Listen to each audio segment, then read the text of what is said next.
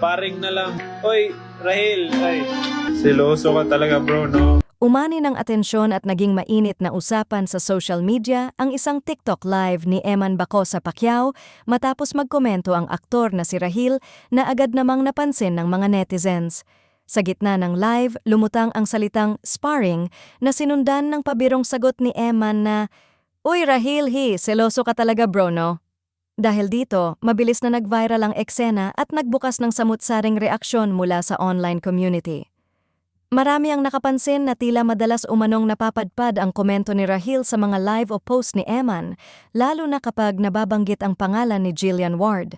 Dahil dito, may mga netizens na nagsabing tila minamatyagan umano ni Rahil si Eman, partikular sa mga ginagawa at sinasabing may kinalaman kay Jillian.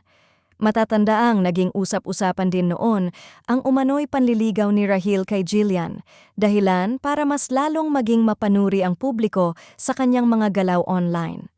Dagdag pa sa usapin, may mga netizens na nagsabing tila nagkaroon ng bahagyang tensyon nang sabihin ni Rahil na game daw siyang makipag-sparring kay Eman.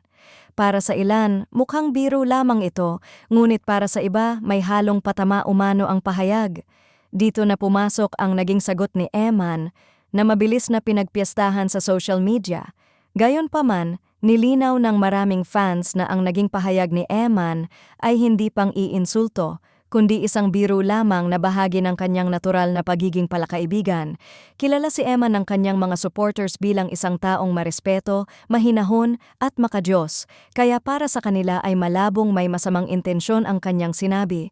Sa katunayan, marami ang nagsabing kalmado at maayos pa rin ang tono ni Eman sa buong live. Samantala, hindi rin napigilan ng fans na ipagtanggol ang iniidolong tambalan nina Eman Bacosa Pacquiao at Jillian Ward. Ayon sa ilan, mas bagay umano ang dalawa at mas ramdam ang suporta at respeto sa pagitan nila. May mga nagsabi pa na tila papansin lamang umano si Rahil, bagamat nilinaw rin ng iba na opinyon lamang ito ng netizens at wala namang kumpirmasyon mula sa alinmang panig.